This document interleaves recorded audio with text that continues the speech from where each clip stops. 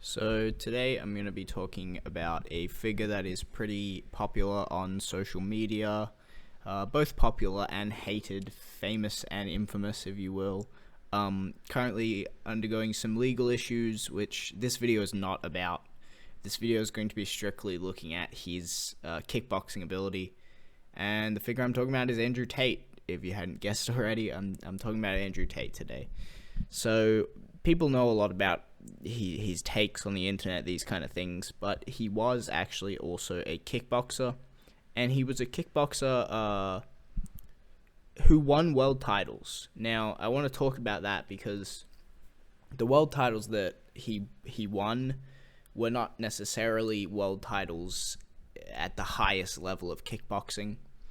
And I think that is important to consider when you look at Andrew Tate and his skills and what he did well and what he didn't do well.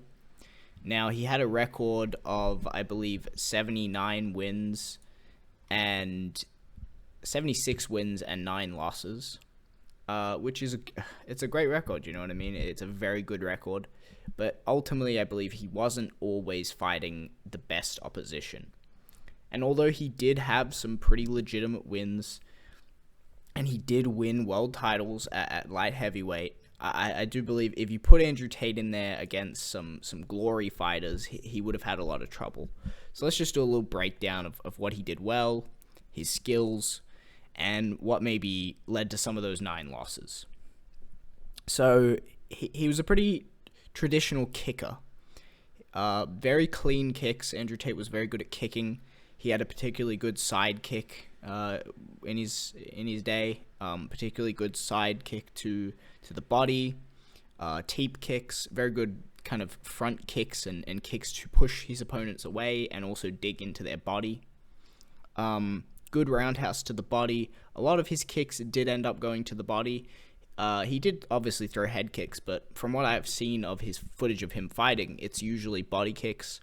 You know what I mean? Whether that's a side kick to a body, a teep kick to the body, a push kick to the body, or if it's perhaps just a roundhouse to the body. That was what he would usually throw.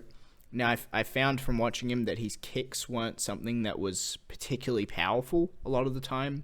He wasn't someone who got a lot of finishes with his kicks. The kicks were usually to drain his opponents and to put kind of a pressure of the cardio and a pace on his opponents. He would throw a lot of kicks, particularly to roundhouses to the body, in what seemed like an attempt to wear his opponents down. But where his power came from was his punches.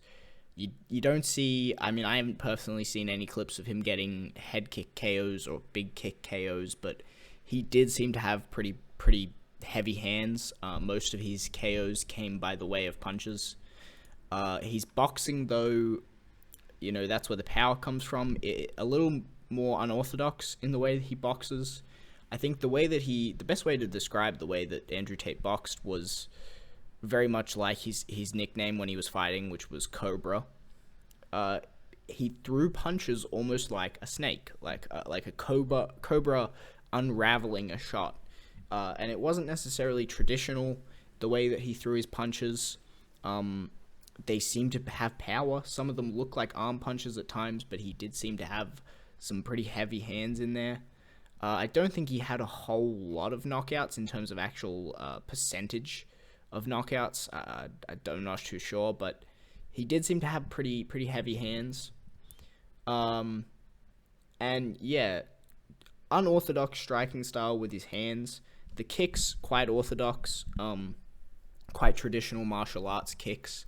But his boxing was a bit unorthodox, kind of unravels his punches like a cobra, covered a lot of distance with his punches, which was good for him, because it could catch his opponents off guard. They didn't think he could hit them from that range. Good combination punching, went to the body quite well, did leave his chin very high and very forward when he threw punches, leads with his chin occasionally, but he had pretty good reactionary head movement to make up for that. And just general head movement, pre-reactionary head movement. He was good at moving his head, so he didn't get caught clean too much in his career.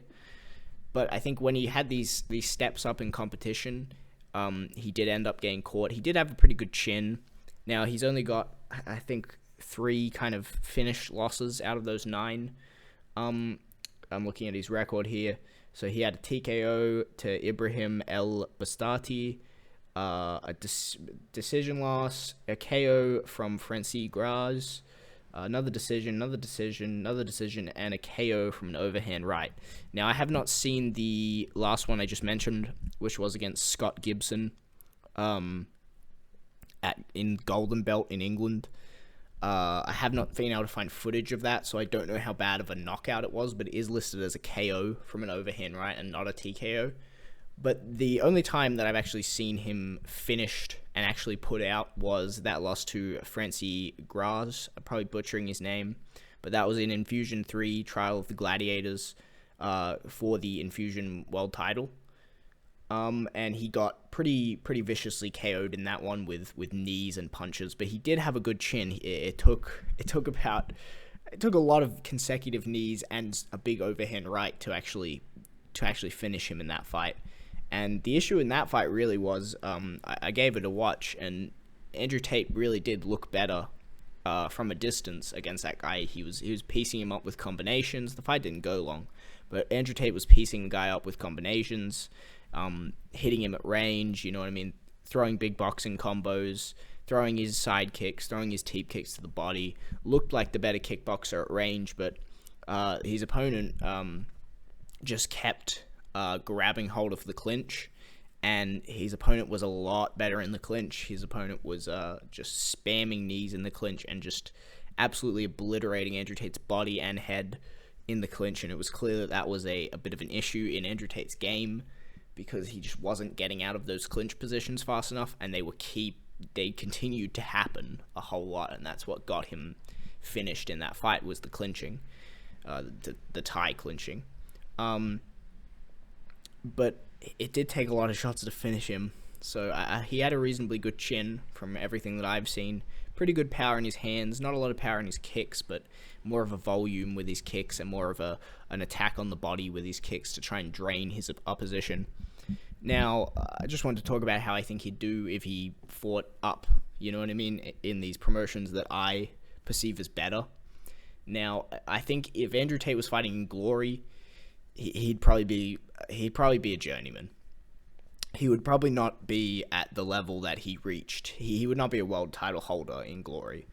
You know what I mean? At light heavyweight, he has a lot of steep competition. You know what I mean? If you put him in there now, if you put him in there against someone, former champion Alex Pereira, right? Obviously in the UFC now, but he fought at light heavyweight. He was a champion at light heavyweight. I think Alex Pereira would slaughter a guy like Andrew Tate. But ultimately, at the level he fought, he was very good. And it wasn't the worst level. He did have high-level skills. Certain things got him in trouble. He left his chin out, and against really good fighters, they can hit it. He seemed to have a few holes in his clinch game. He did seem to get tired. I saw a few times where he seemed to get tired. But he had a good chin. He had a good combination punching. Nice traditional martial arts kicks. It's clear that he was well-trained. He's not some bum who's stepping in to, fight absolutely nobodies and has no skill. He knew what he was doing in kickboxing.